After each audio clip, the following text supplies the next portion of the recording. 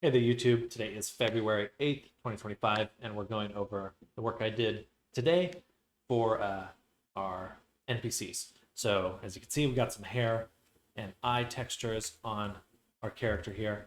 Additionally, we have some, expressions uh, and little vice seams and shapes. So, we've got a lot of things going for us right now in terms of the look and feel of the character. Um, and I'm going to go over some of the Blender stuff we've done as well. So, because a lot of the pieces we've put together for making the hair, for making the eyes, these are more about the workflows and processes in order to rapidly iterate, rapidly make characters and variations. So, oh, yeah, we'll go over one of the outfit tests that I did in a second. But for now, let's hop into Blender and I'll show you the hair that I've done. So obviously we did some tweaks to the character, but for the main chunk of work, we did this hair here. I'll actually leave this on right here.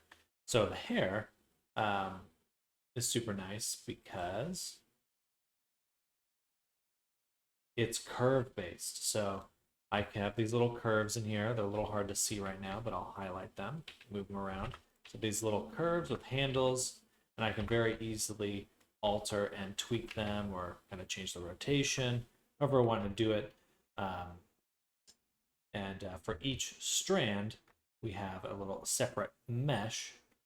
Those meshes can be UV mapped individually, so we can kind of change what hair texture they're using on a per strand basis. Super, super useful. I'm kind of reusing some of the work I've done for commissions over the years, over the last few months, especially. And additionally, we've also the texture itself is something we have created from hand. So I've made another file here that actually is just for the texture itself. So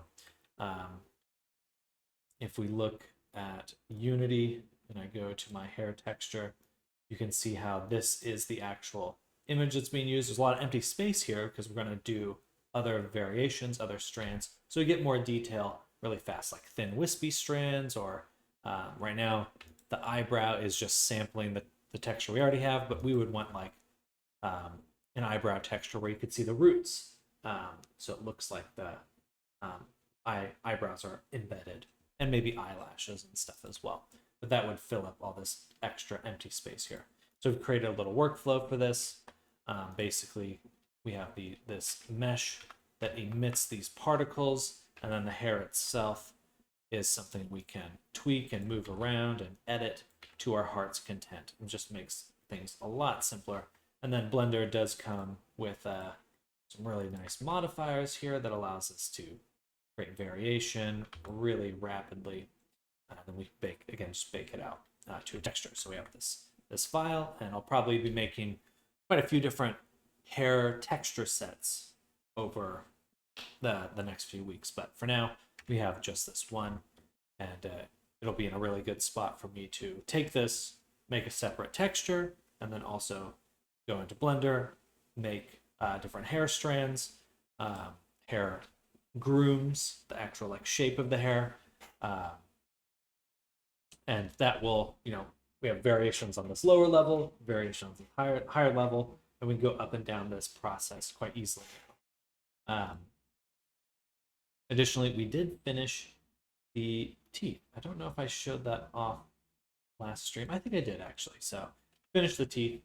And what's cool about our teeth here is that they're each kind of an individual object. So if I ever wanted to make a character with missing teeth, I can do that quite easily.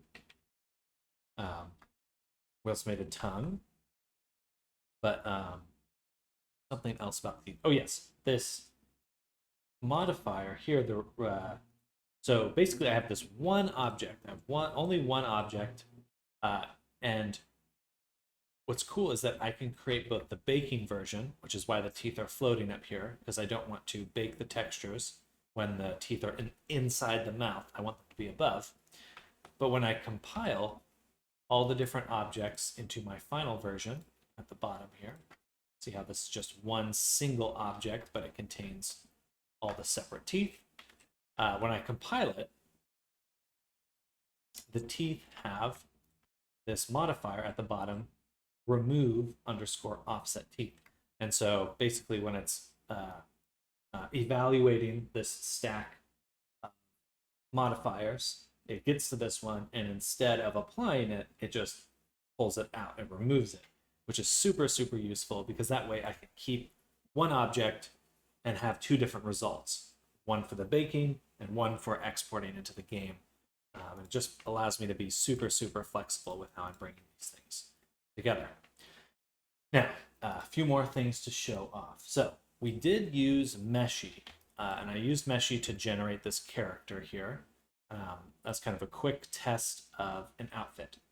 And now you won't see the outfit in this file here, but what I can do, what I will be doing for all the separate variations of the character is linking it. So that version we were just looking at in the other file, I have here, and I can cut them up using this mask modifier, and then I have the outfit. So I brought in that pirate outfit. I cut off his head, cut off some of the weird frills on the side, just degenerative aspects of the model, this generated model. So I kind of fit it to the character, and then this data transfer modifier automatically rigs it to the character. Now there's a few things missing, still definitely a kind of a test, but I did bring it into Unity here, and we've got our character. So sans mustache, which kind of, I think, illustrates how we'll be able to create a lot of variations. So we have a Viking version, we've got the pirate version, and I think this will be super, super useful for just, again, we're trying to open up the space of variations as much as possible. Now, what else did I do today? Clothing test, that's pretty much it. The hair and the Meshy test did take quite a while, but now we've got kind of our pipeline really ironed out. And we can actually view some of the, we're kind of getting it set up for VRChat. So I can go ahead and enter play mode here, and you can see the characters already moving. We can do these little gestures for the hands, stuff like that. And then there's also facial expressions, which I don't have set up yet, but are in the blend shapes. So angry. These are works in progress, mostly just having them there to tweak is important. They're not really fit for the character itself, but we can get a good idea of how things are playing out. All right. Anything else to go over? Not particularly.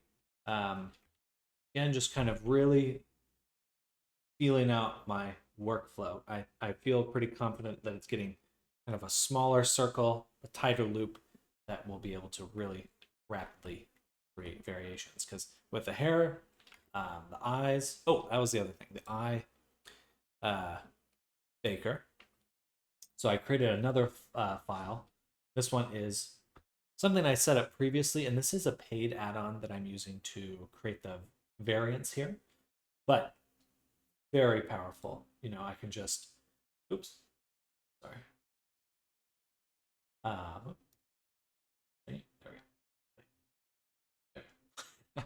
I can really quickly just make some variations here. This is what this add-on is for. In the future, I might make my own version of this, but you know, we can change the color. They have some cool things where we can do like a cat eye, stuff like that. But we can bake these out, and then I don't have an example right now, but to create a variant, it's its own eyeball texture, and all I have to do is just drop it right on there, and it'll be ready to go. So we can swap out eye textures for any of the characters downstream, you know, in game really, and you could even change the color through the shader. Yeah, I think that's about it for today. I know a lot of it's quite technical, a bit rambling. Hopefully we'll have some more in-game stuff, but I can already see with like Meshi, with it being able to make variations, we can make a cast of characters pretty quick. I think the goal of 1 hour, one character, one NPC will be very doable soon. Probably by the end of next week, we'll be at that we'll have the workflow and process ironed out to be getting that pace going. One character an hour, which means if we're getting a session together, D&D session, and we're looking at like, hey, tomorrow I have a session, I need a cast of characters. We could spend the day before generating those characters. Of course, that's not to say we'd still need time to make the environment and stuff, but the characters really are kind of the core of any D&D experience. Anyway, I'm going to leave it there. Thank you for watching, and I'll see you Monday. Bye.